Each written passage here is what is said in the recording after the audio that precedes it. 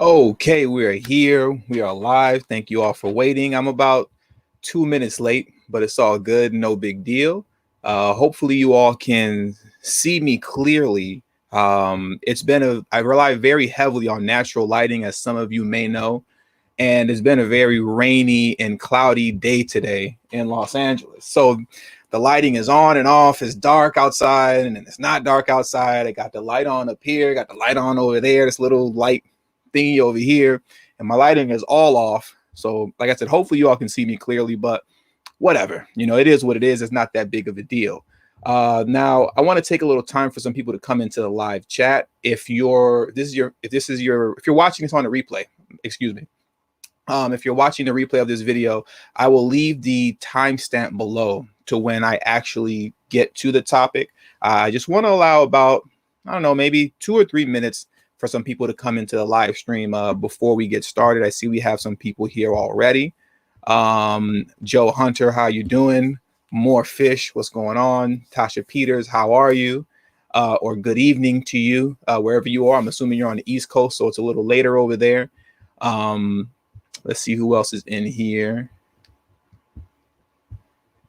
All right, so far that's all that's commented. Please make sure you hit the like button. Oh, there we go. It updated really quick. Sherrod Martin's in the building. Sherrod Martin's always showing love. I appreciate you, Sherrod. Thank you so much for always showing my channel love. I appreciate you. Young Grump, I see you, brother. What's going on? How you doing, Young Grump?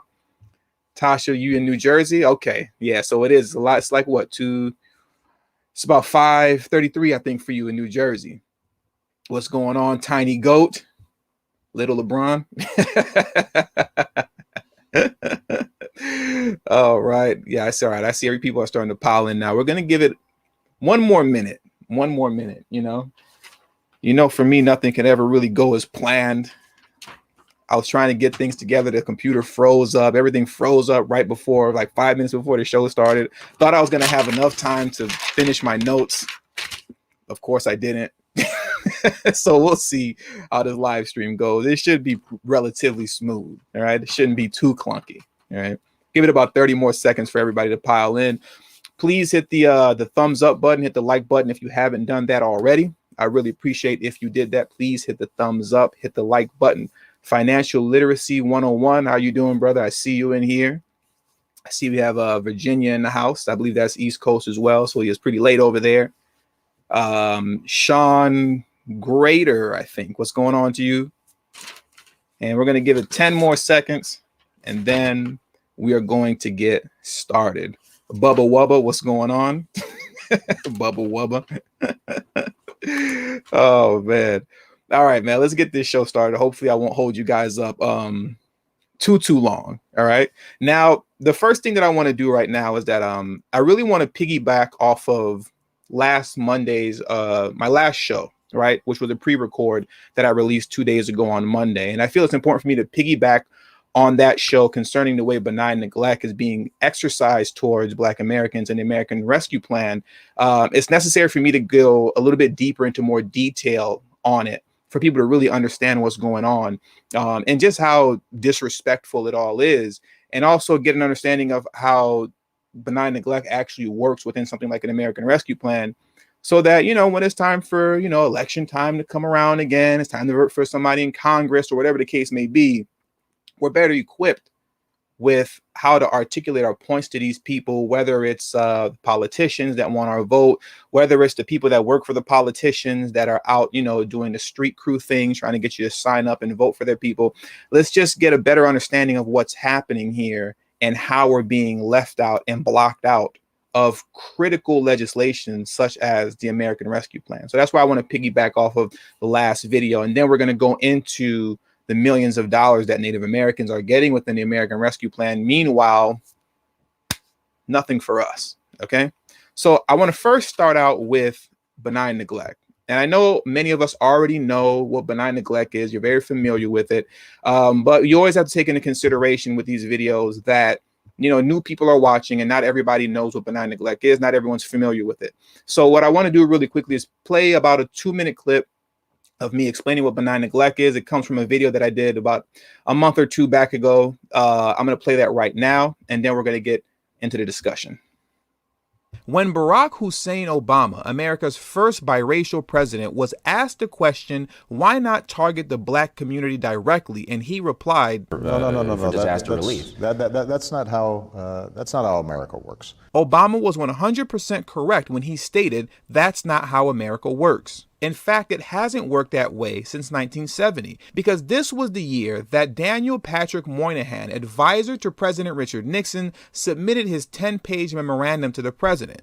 And the opening paragraph reads, "As the new year begins, it occurs to me that you might find useful a general assessment of the position of Negroes at the end of the first year of your administration and of the decade in which their position has been the central domestic political issue." Now, the memorandum would go on to chronicle the decade of the 60s, discussing the progress made by Black Americans as well as their shortcomings that still needed improvement. But it's not until page 7 that the two words that would annihilate Black American politics for the next 50 years would appear. The time may have come when the issue of race could benefit from a period of benign neglect. The subject has been too much talked about. The form has been too much taken over by hysterics, paranoids, and boodlers on all sides. We may need a period in which Negro progress continues and racial rhetoric fades. The administration can help bring this about by paying close attention to such progress as we are doing, while seeking to avoid situations in which extremists on either race are given opportunities for martyrdom, heroics, histrionics, or whatever. Greater attention to Indians, Mexican Americans, and Puerto Ricans would be useful. I'm going to repeat that last sentence again. Greater attention to Indians, Mexican Americans, and Puerto Ricans would be useful. Now, you see, it's at this moment that the American government made its decision to ignore Black politics and shift the conversation to Native Americans and immigrants. Now, fast forward to 2020, and that list now also includes not only Native Americans and immigrants, but the LGBTQ, as well as women's issues by way of feminism, all the while ignoring Black American politics. Okay, so now you get the gist of benign neglect. For those of you who are unfamiliar with that term, as I will continuously refer to it, in essence, on no level will politicians, particularly the Democrats, because they're the ones who pretends to be our friend, on no level will they ever actually acknowledge or agree to doing anything that is specifically for Black Americans as it pertains to policy and legislation. Anytime you talk to them about anything concerning policy and legislation for Black Americans, they will always put you in the pot with people of color, minorities, marginalized group. And the new term that I'm hearing a lot more of now, especially as I dive into this legislation, is disadvantaged communities, or disadvantaged farmers, disadvantaged whatever, which essentially means people of color, non-Black. All right. So that's always the case. And secondly, when it comes to that as well, everything is vague, everything is broad, as you will see when we get into the American Rescue Plan. Because what's interesting about it is that nowhere within this American Rescue Plan, and you know what, I'm just going to pull it up for you right now. So let me share the screen, and I'm going to pull up the American Rescue Plan for you. Give me just a second. We'll do share the entire screen. We'll do that. It'll make it a lot simpler.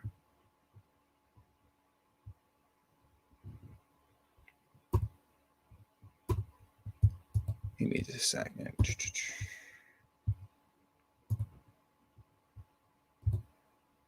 Okay. So the American Rescue Plan should be in front of your faces right now, right? You'll see the American Rescue Plan. Now, let me scroll down to the point that I want to go to very quickly. Okay. Now, nowhere in the American Rescue Plan, right, as of today, as of March 10th of 2021, nowhere in the American Rescue Plan will you find the words Black American or African American within the American Rescue Plan as it pertains to clauses that are specifically directed to you, right? Nowhere. Now, within here, you will see Hispanics. You will see Alaska Natives and Native Hawaiians. You will even see Native Americans, all of who are being addressed directly. But when it comes to you, right, when you're reading the American Rescue Plan, you're left to assume where you lie within the American Rescue Plan. It's up to your own interpretation of what you're reading. And that's how benign neglect works. So whatever you choose to assume, however you interpret what you're reading, that's on you. Because as far as the politicians are concerned, we never guaranteed you anything. We never told you we were doing anything for you. That was what you assumed, and that was what you interpreted, right? So now let's come to the portion of the American Rescue Plan where we can assume that they're speaking on Black Americans. And this is what I highlighted in the last video. And it's this portion right here, right? Clause A of Section 106 US 1006 USDA assistance and support for socially disadvantaged farmers, ranchers, forest landowners and operators and groups, right?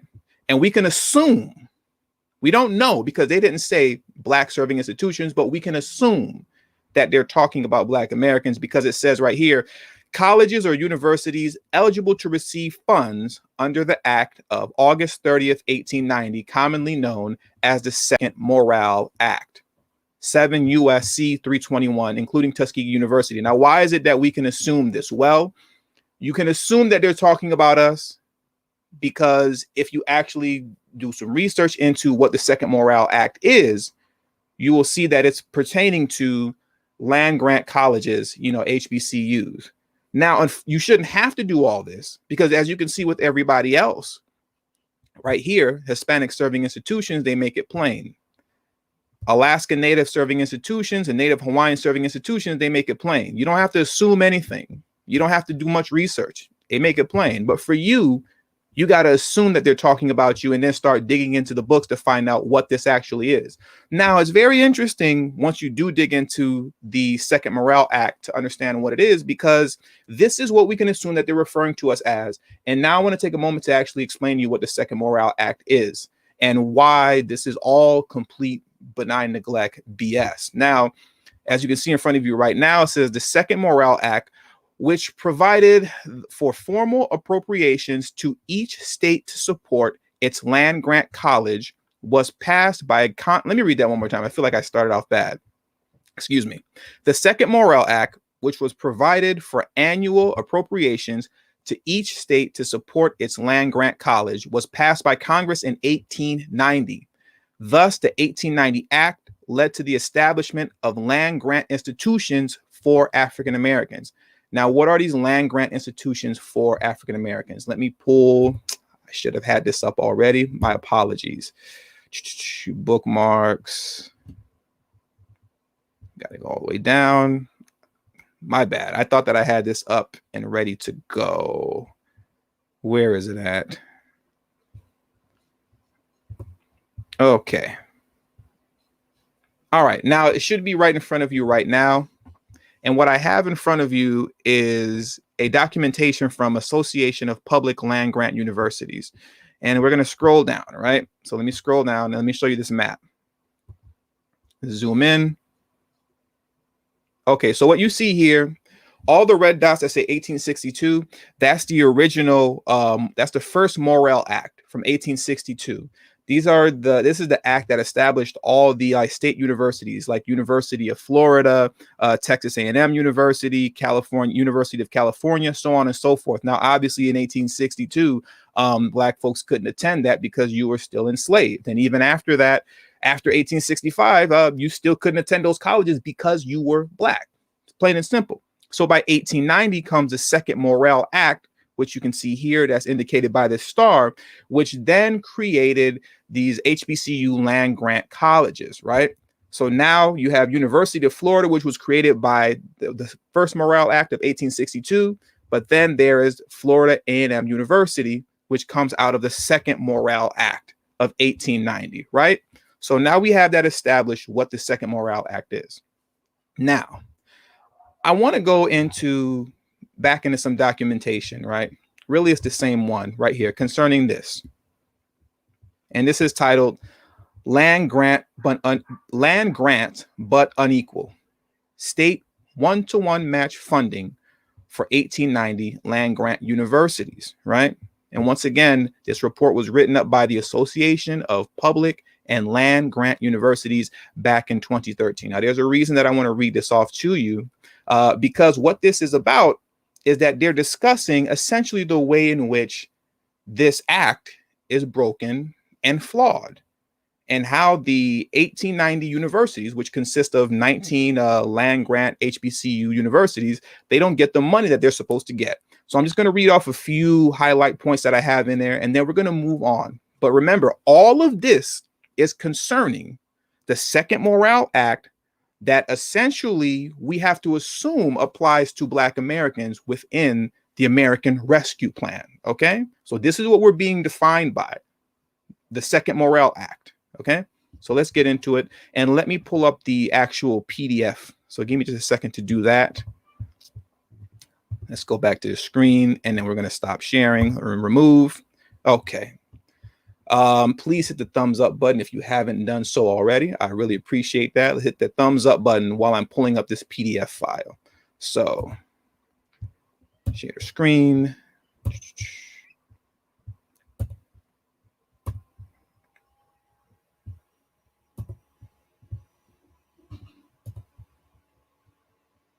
Okay. So now I got the PDF right here, right in front of you. It should be right there for you to see. And I'm just going to read a little bit off of here because, like I said, this is important because this is what they're defining you as, this broken bill, right? Okay. Although 1890 land-grant universities produce talented students, innovative research, and state-of-the-art practices in agricultural and STEM disciplines, that they are geared toward the disciplines that are geared toward improving life in rural and high-risk communities, states are failing to provide the nation's 1890 historically Black land-grant universities the same level of one-to-one matching dollars they provide other land-grant institutions that receive federal fundings. Okay. The purpose of this policy brief is to highlight the disparities that exist in the matching of federal formal funding to our nation's 1890 land-grant universities and to provide policy recommendations to fix this systemic disparity in the nation's land-grant system. All right. So we're establishing right now that that whole system that they have coming from the Second Morale Act from 1890 is flawed and is broken systemically, right? Let's keep going down. I'm only going to read a couple more sentences and then we're going to move on from here.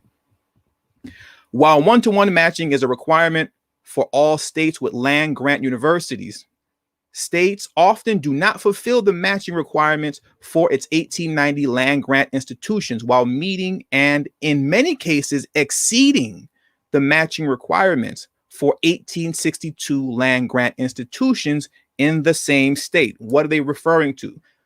Basically, what they're telling you is that these states don't give the 1890 institutions, right, which is those land grant HBCU colleges, they don't give them the money that they need. But essentially what was once considered the white colleges from 1862, like Florida State University, they'll either give them what they need or they will overcompensate them financially. Now I'm going to read this last section off right here.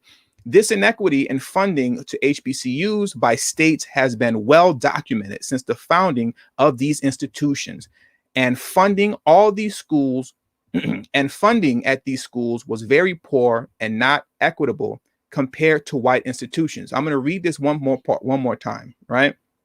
This inequity in funding to HBCU by states has been well documented since the founding of these institutions. What's my point by highlighting that? Since the founding of these institutions, what we're going to get to understand is that the Second Morale Act was extremely flawed and broken from the jump. From the moment that act was put into place up until the current day, as early as 2013, because that's when this report was written. And once again, this isn't some fluky report. This report is written by the Association of Public and Land Grant Universities. From the jump, this act was flawed and faulty and broken and has never been fixed. Now, I'm going to prove that point also to you as well, considering the fact that it's never been fixed, even though everybody knows it's broken and faulty. Okay. So give me just a second. Let's get rid of this. Now you can see my face again. How's everybody doing? Make sure you hit that thumbs up button. And let's go back to sharing the entire screen. Okay. because this is what they're identifying you as: a broken, faulty policy.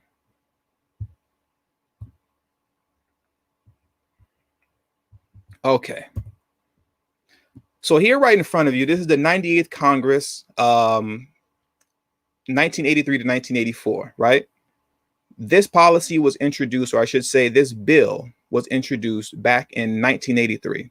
This is called H.R. 1689, a bill to amend the act commonly known as the Second Morrill Act to repeal statutory language purporting to permit racial segregation in colleges financed under such act and other purposes. Okay. This bill was introduced in 1983 and it never made it to becoming law.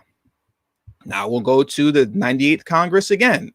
The act was this bill was reintroduced in 1984, a year later, as 2681. A bill to amend the act commonly known as the Second Morrill Act to repeal statutory language purporting to permit racial segregation in colleges financed under such act and for other purposes. Okay, we're going to keep on going. Now we're at the 101st Congress between 1989 and 1990. This bill was introduced in 1990 called H.R. 4898 to amend the act of August 30th of 1890, commonly known as the Second Morrill Act, to remove language purporting to permit racial segregation in land-grant colleges that receive funds under that act. I know this is getting redundant, but I have to do this. Let's keep on going. We got two more left. Okay.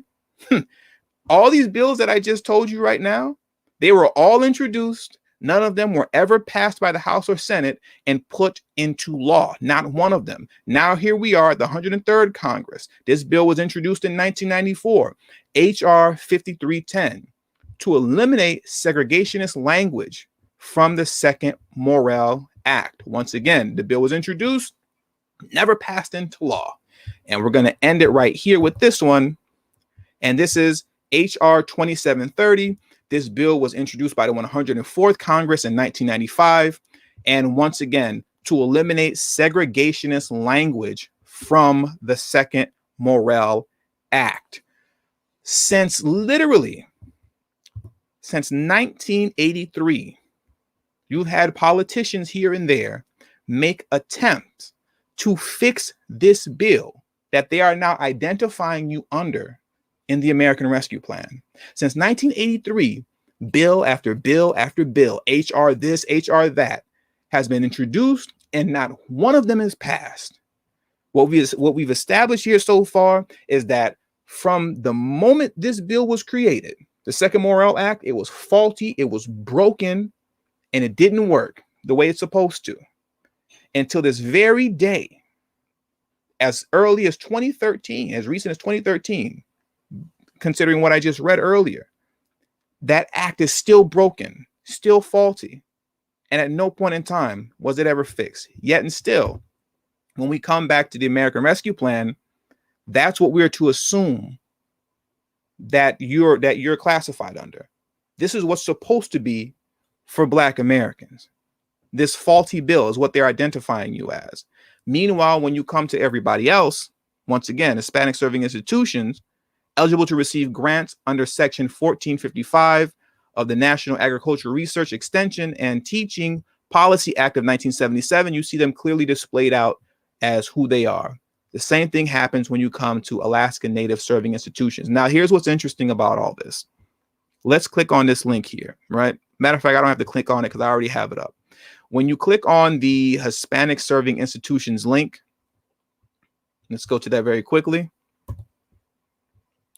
Look how very clear everything is laid out for you so that you can understand everything that's being said very clearly. Education grants programs for Hispanic serving institutions, right? You come to grant authority. The secretary may make competitive grants to Hispanic serving institutions for the purpose of promoting and strengthening the ability of Hispanic serving institutions to carry out education, applied research, and related community development programs. You come down over here to use of grants, and it lays everything out for you perfectly. to support the activities of Hispanic serving institutions to enhance education, equity to enhance education equity for underrepresented students, right? And I'm only going to read this last part, then I'm going to knock it off, all right? And we're going to go to the next portion. To strengthen institutions' educational capacities, including libraries, curriculum, facilities, scientific instrumentation, instruction delivery systems, and student recruitment and retention in order to respond to identified state, regional, national, or international educational needs in the food and agricultural science. And then when you come right here at the bottom, look at this. They even go as far as to lay out how much money these Hispanic serving institutions will receive. There are authorized to be appropriated to make grants under this section $40 million for each fiscal years 1997 through 2023, right? So with that being said, you come back to where you see Clause D, Hispanic serving institutions. It's very clear cut and laid out who this is for and what they're going to get. Let's go to the Alaska serving. Let's go. Give me a second. Now we're over here to the Alaska Native serving institutions and Native Hawaiian serving institutions. Now, I'm not going to read everything that they have here like I did on the Hispanic portion, but my point is, as you can see, everything is neatly laid out for you to understand who they're talking to and what they're going to get. It's laid out perfectly. And once again, just like in the Hispanic serving institution section, they even have how much money that they will be receiving spelled out in plain English for you. They are authorized to be appropriated to make grants under this subsection $10 million in fiscal years 2001 through 2023. You know how much money everybody's getting. You know who it's going to. There's no research to be done, and there's no confusion here when it comes to everybody else. But now, let's come over here to African Americans, right? Or what we have to assume is African Americans. Look at this legalese jargon that they have here. I'm not going to even waste my time trying to read this off, because if you thought my reading prior to this portion was a little bit all over the place, you know, I'm kind of stumbling over my words. When you start having to read this section that pertains to that we assume pertains to Black Americans, there's so much legalese jargon in here that you're going to get a headache. You're going to get a headache trying to read this. And at no point anywhere in here do they even refer to Black Americans or African Americans. Like I said, it's just simply up to your own interpretation to who they're talking to. They're not going to make it plain. If you assume that it's for Black Americans, well, then I guess that's just what you assume. That's on you if that's what you think, right? Let's look at this right here. Section constitutes part of Section 4 of Act August 30th of 1890. Remainder of Section 4 classified to Section 326 of this title, right? So remember that Section 4, right? 326, because that portion, Section 4, is also what they make reference to here, which is 7 USC 321. Now we're going to go to the Second Morale Act because I have it pulled up. Where is it at? And it took me a long time to find the Second Morale Act, but here it is. It took me a good minute to find it, but I finally found it. And let's go to Section 4. And I'm going to read off Section 4, and bear with me. Your boy's reading might get a little clunky, but just follow me. All right. Here's Section 4. Let's read this off. All right. That on or before the first day of October in each year, after the passage of this act, the Secretary of the Interior shall ascertain and certify to the Secretary of the Treasury as to each state and territory whether it is entitled to receive its share of annual appropriation for colleges or of institutions of colored students under this act. I'm going to come back to that in a second. And the amount which thereupon each is entitled, respectively, to receive. If the Secretary of the Interior shall withhold a certificate from any state or territory of its appropriation, the fact and reasons therefore shall be reported to the president, and the amount involved shall be kept separate in the treasury until the close of the next Congress, in order that the state or territory may, if it should so desire, appeal to Congress from the determination, I should say, of the Secretary of the Interior. If the next Congress shall not direct such sum to be paid, it shall be covered into the treasury, and the Secretary of the Interior is hereby charged with the proper administration of this law. Right? Now, once again, I feel like I'm getting repetitive, but what we've established so far is that what we are to assume Black Americans are identified as under the American Rescue Plan is the Second Morale Act. We've established the Second Morale Act is broken and flawed. It's been broken and flawed since its inception. There's been numerous attempts for people to pass legislation to fix the language in it. None of those laws ever passed to fix the language within it. And now, as you're even reading Section 4 of the Second Morale Act, what I find interesting in here is that it states, and I'll read it again, right? Let me find it. Or it states, or of institutions of colored students under this act, right? In 1890, when this was written, it was understood that when you're saying colored students, who you're talking about and what we're talking about are clearly Black people. In 2021, colored students, colored people, people of color does not mean Black people anymore in 2021. That means everybody from Hispanics to Native Americans to Asians, so on and so forth. It literally means everybody of so-called color, non-Black.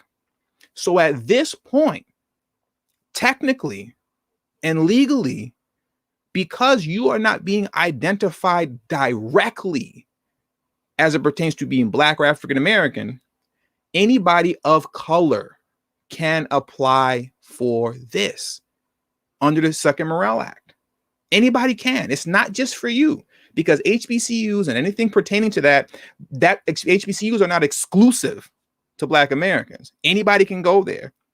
So that when it comes to applying for these grants and loans and all this other stuff, anybody who is non-Black, as long as they're so-called of color, can participate in this. So once you come back here to the American Rescue Plan, with all this being said, it's very clear as day that you are not being represented.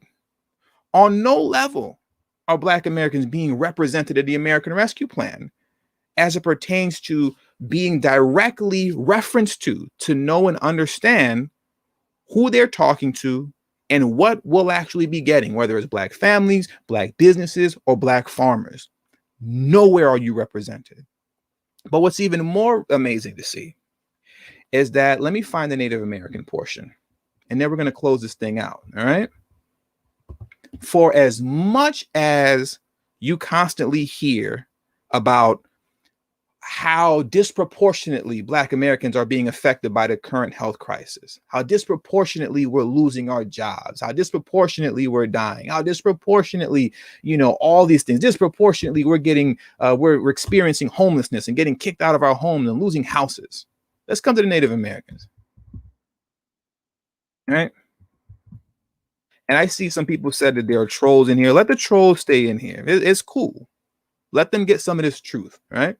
They're in here because the truth hurts and they don't want to hear it, right? But let's go to this real quick. And then we're going to go ahead and shut this thing down, right? Right here for Native Americans, right? Here we are. I'm not going to say that word, but you all know what time it is concerning that, the C19 word.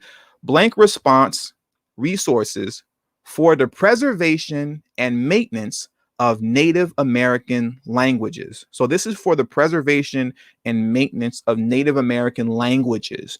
I have no clue what that is and what that means concerning preserving Native American languages. But what I do know is that they have $10 million set aside for them, in addition to amounts otherwise available there is appointed for the fiscal year 2021 out of any money in the treasury not otherwise appropriated $10 million to remain available until expended to carry out Section 803C of this act. Okay? So $10 million to preserve language, Native American languages. But now let me pull up one other section too, because this is where the big money comes in for Native Americans. And understand, I'm not hating. They let them get what they get, right? You never hear me comment and criticize and say, oh, you don't deserve this and they don't deserve that. No, I don't say what people do and don't deserve. I just show if everybody is getting this, why can't we get it as well? That's all my arguments always are. Okay. So let's keep going. Let's continue on with this Native American, because we're going to really get into this money real quick. Okay. Here we go. This is where the big money comes in. Housing assistance and supportive service programs for Native Americans. Now, I know for a fact that in the midst of this whole health crisis that's going on, Black folks definitely need housing assistance and supporting service programs for ourselves, especially the way in which they love to promote the fact that, ooh, we are disproportionately being affected by all of this. So let's read this off. And like I said, we're almost done. And never mind the stuff that's highlighted in yellow. That's a mistake. I must have messed up or something. But this is what I want to highlight right here. Housing block grants. $455 million shall be made available for the Native American housing. Oh my goodness. Shall be made available for Native American housing block grants and Native Hawaiian housing block grant programs as authorized under Titles 1 and 8, I believe that is, of NAHASDA, subject to the following terms and conditions. $455 million going to Native American housing block grants. Once again, I bring all this up to say, how is it that we have all this money for Native Americans, as well as billions of dollars for a host of other things within this plan? Yet when you start asking specifics for yourself, there's no answer for you. You get the runaround, you get benign neglect, yet at the same time, they love to keep Black Americans' name in their mouth in the press when they're talking about who's disproportionately being affected. The same thing goes for just something very simple like protecting Black farmers. Okay, forget about black families and Black businesses for just a moment, right? Let me get this off the screen right now. Let me go ahead and take this off. Forget about Black businesses and Black families right now, right? Just Black farmers. Can Black farmers get a little love? Everybody else concerning, those disproportionately affected by all this going on and concerning farmers, disadvantaged farmers, they're all going to be compensated appropriately. Hispanics are, Native Alaskans are, what do they say? Hawaiian natives are. But when it comes to you, your name, your Black farmers are nowhere in sight in the bill. Not specifically, but what we're to assume you're being represented through is a faulty act from 1890 called the Second Morale Act. Let that sit on your mind for a second. Realistically speaking, nowhere in this documentation are you being represented at all. Even within the Second Morale Act that I just read off, when you go to Section 4, which is the section that they repeatedly keep referring to, it doesn't say Black, doesn't say African American, none of those terms, let alone the terms that I like to use, like, descendant of American slavery. No. It says students of color. And though in 1890, yes, we understood that being colored meant Black, that's not what that means anymore in 2021. So technically, anyone non-black can apply under the Second Morale Act as well. Okay, anybody can, because when it comes to HBCUs and whatnot, these are not exclusively black. Everybody goes to HBCUs. All people of color, white people as well. So the reality is that there is no representation for us within this bill. You know, and moving forward, as it pertains to elections, whether it be for Congress or President of the United States, there's a very serious, you know, understanding that we're going to have to come to, right? Either you're going to do one of two things, and I can't tell you which one to do. And some people might not like what I have to say concerning this. Either you can carry on with the no tangibles, no vote tactic, which makes logical sense. I understand that. Or you go for a complete protest vote, which is just outright voting Republican just to vote Republican as a protest vote. But you're going to have to make a serious decision concerning what you're going to do with that. And on some level, to whatever degree that we can agree on it, we're going to have to move forward accordingly in that agreement with each other. Because as long as these Democrats know that they're getting your vote regardless of whatever they do, whatever they say, no matter how much they disrespect you, they know you're going to show up anyways. This is going to keep happening. It's never going to stop. And like I've said in previous videos, we only got about 9 more years left. We got about until 2030, until it's pretty much a wrap. And I'm not going to go into all that right now, why I say that and why I feel that way. I got plenty of videos discussing that. But this is where we're at. So now the question is, what are we going to do about it? So with all that being said, I want to thank everybody for tuning into today's show. I appreciate you guys joining me. Make sure you hit the subscribe button as well as the bell notification next to the subscribe button so you can be notified whenever I release a new video. All social media links will be pinned in the comment section below. Also, make sure you text tdhiphop to number 33222. That's tdhiphop to number 33222. That way you'll get a direct text notification whenever I release a new video, but it also serves as a protection plan for myself. In case YouTube ever gives this channel the axe, I'll be able to send you a direct link to where you can find me next. And lastly, but certainly not least, for those of you who have a love and appreciation for the work that I put in on this channel and would love to show your support, the best way you can show your support to me is through Patreon. For only $3 a month, that will help put me in position to be able to take TD Hip Hop Media off of YouTube. Remember, the goal is not to grow big on YouTube, but to grow independent of YouTube. And I'm actually very excited about a lot of the things that I currently have in place in terms of growing that independence. And I'll be discussing that later on in the future, right? Really, sometime by the end of this month, I'll be going into it more. But we're getting closer and closer to really being able to detach and not depend on YouTube and these platforms that are just very much controlled by those who are opposed to free speech, those who are opposed to counter narratives, you know, based off the facts at hand, like everything that I just told you and everything that I just showed you. None of what I said and none of what I told you came from off the top of my head. I don't just go live and start talking just to be talking. I prove everything that I say. So I'm really excited about the future and what's to come. But with all that being said, I'll catch you guys on the next go around. Peace. Thank you for tuning in.